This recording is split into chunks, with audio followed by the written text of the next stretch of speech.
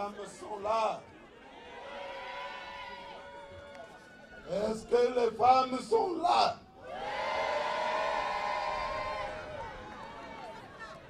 Est-ce que les jeunes sont là? Et est-ce que les hommes sont là?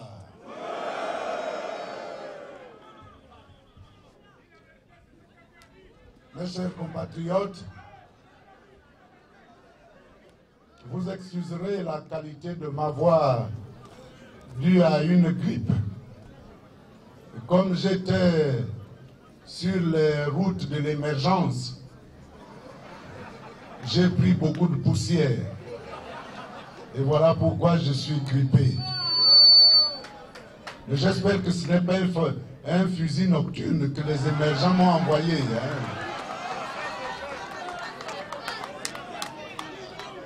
Alors, rassurez-vous, je suis blindé contre les fusils nocturnes émergents.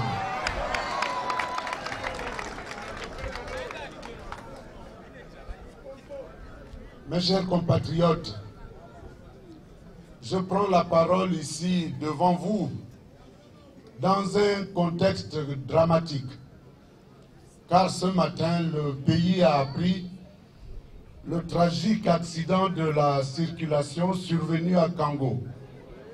Accident qui a coûté la vie à 16 personnes environ de nos compatriotes.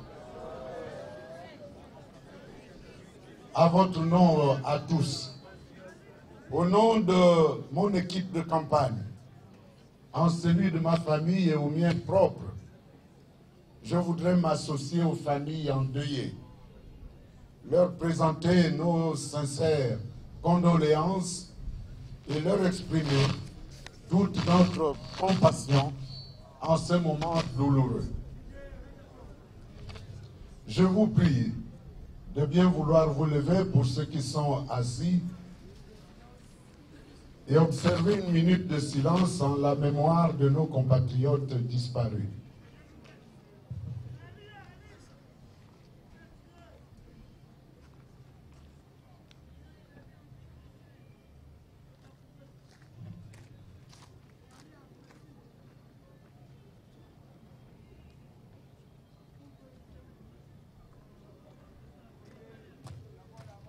Je vous remercie.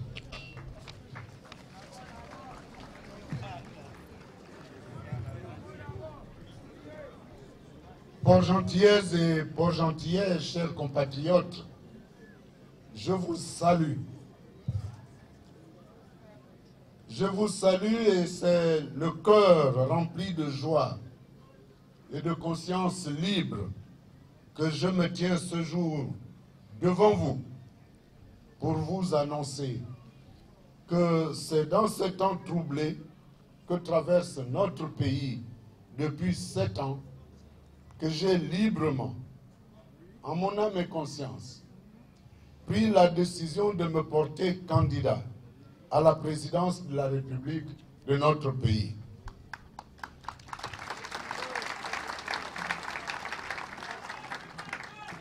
Cette décision est pour moi une dette à votre égard et un devoir devant l'histoire. Le devoir de réparer une grave erreur de jugement.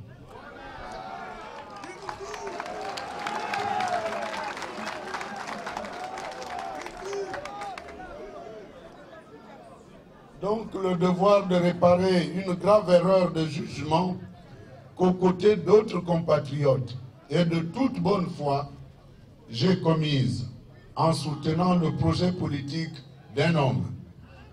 Un projet politique qui, le temps livrant ses vérités, s'est en réalité révélé et réduit aux yeux de tous comme une ambition de pouvoir personnel et égoïste aux graves conséquences. Car bien éloigné de la lettre et de l'esprit de notre Constitution, des valeurs de la République et des légitimes attentes des hommes et des femmes de ce pays. Je voudrais vous dire ici, et en toute sincérité, comme en toute simplicité qu'en 2009, je me suis trompé.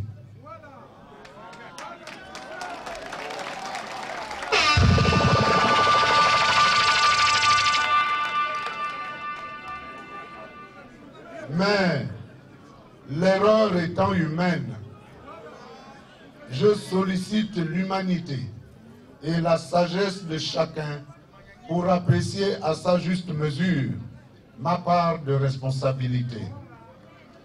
Je tiens également, à titre personnel et au nom de ma famille, à m'acquitter d'un devoir et dans le même esprit, inviter tous nos compatriotes à rendre un vibrant hommage à la clairvoyance des patriotes port-gentillais et port-gentillaises qui, en 2009 déjà, et ainsi qu'ils n'hésitent pas de le faire chaque fois que la nation est placée devant un grand péril, ont tiré la sonnette d'alarme devant ce que chacun ici pressentait déjà comme une grande odyssée qui exposerait la patrie à tous les dangers.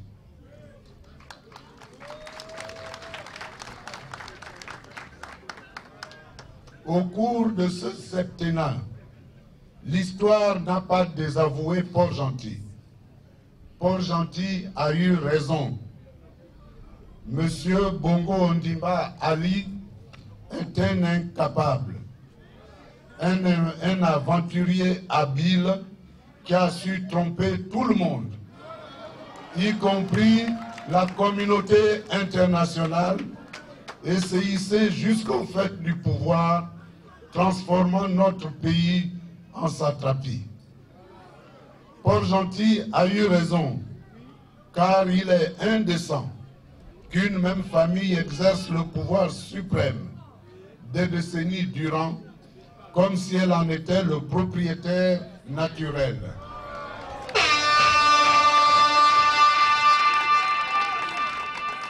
Port-Gentil a eu raison, car le Gabon n'est pas une monarchie dont la couronne serait éternellement garantie par dévolution successorale aux descendants mâles par ordre de primogéniture.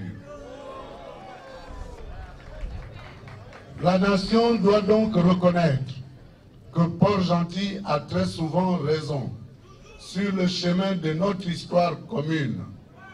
Et j'invite tous nos compatriotes à s'incliner respectueusement devant la mémoire de tous ceux, des plus illustres aux plus modestes, qui dans cette ville sont tombés au champ d'honneur et de la dignité, payant de leur vie le prix de la liberté, de la justice, de la démocratie et du progrès pour tous. Rendons-leur un vibrant hommage et faisons toujours mémoire du sacrifice suprême qu'ils ont consenti. Faisons-leur parmi nous la place qui est la leur. Entourons leur famille de notre chaleur fraternelle et patriotique et n'oublions jamais leur générosité. Je veux dire que notre pays doit faire toute la lumière sur les troubles post-électoraux et les événements de 2009 ici, quand Port-Gentil avait massivement désapprouvé et rejeté l'élection de M. Bongo Ondimba Ali.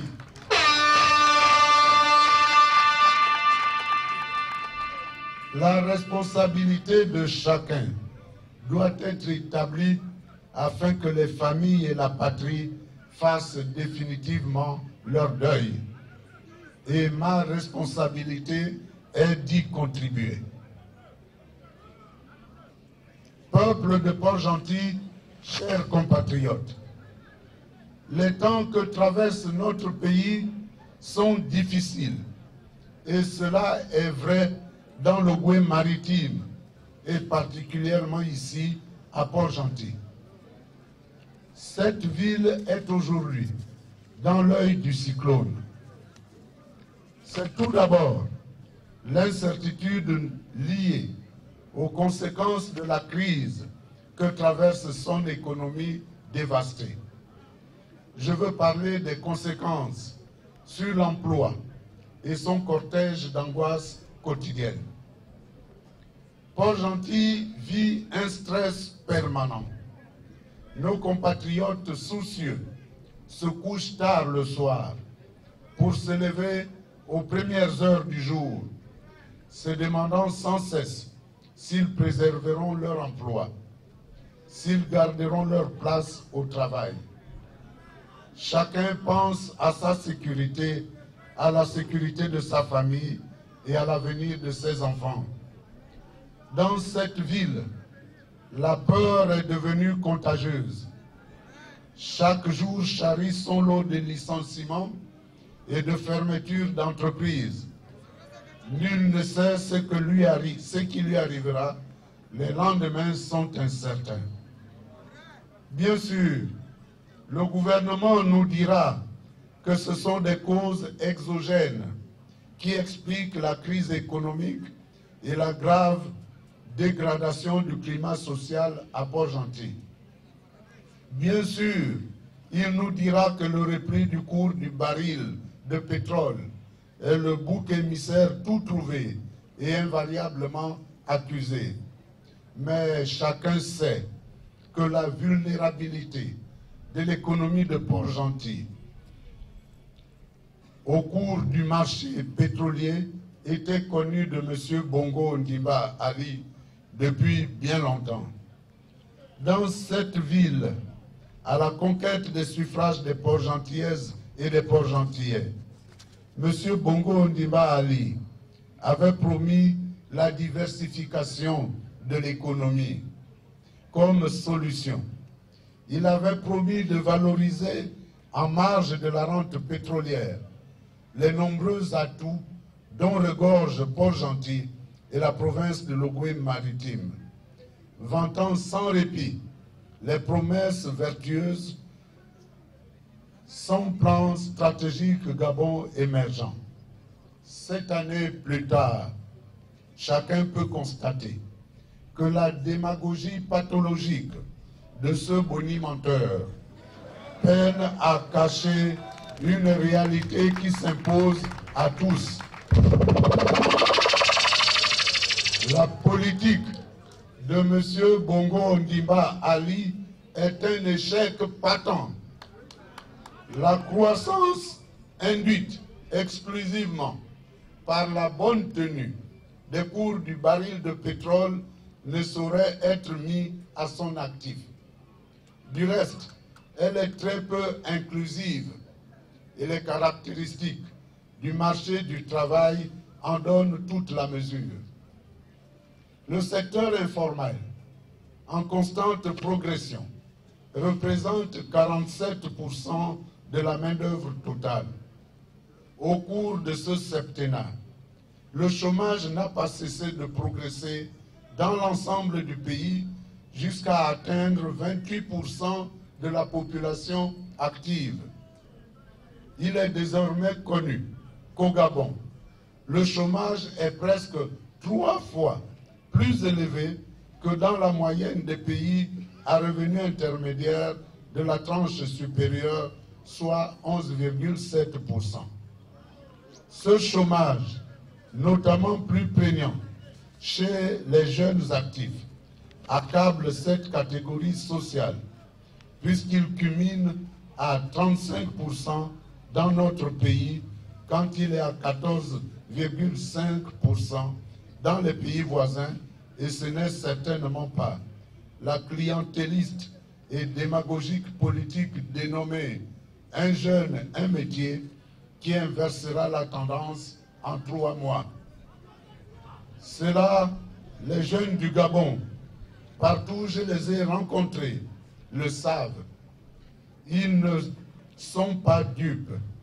Ils dissocient clairement le vrai du faux. Ils dissocient clairement le vrai du faux et savent que M. Bongo Ondimba Ali est un démagogue féru de communication politique, adepte des effets d'annonce et de kits démagogiques. Peuple de Port-Gentil, mes chers compatriotes, dans une publication hebdomadaire récente, M. Boa déclare qu'il a un bilan quand ses adversaires ont un passif. Mais ce monsieur ne se laisse pas de nous étonner, car au vrai, si ce faussaire compulsif n'avait pas passé son temps à falsifier diplômes et actes de naissance, il aurait su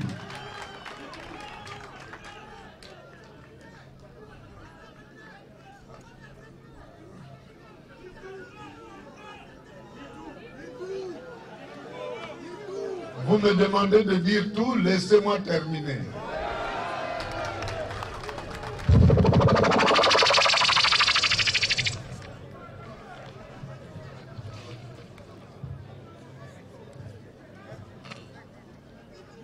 Donc, notre Bourbourou national aurait su qu'un bilan se compose d'un actif et d'un passif, et que dans le cas de Port-Gentil, son passif, c'est-à-dire sa dette politique, n'a toujours pas été acquittée au soir de son mandat et au crépuscule de son pouvoir.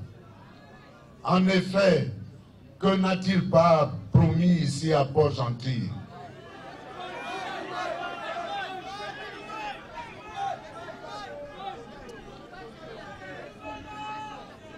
Monsieur Boa n'a-t-il pas promis de transformer cette ville en petit Dubaï? N'a-t-il pas promis de construire ici un hub pétrolier?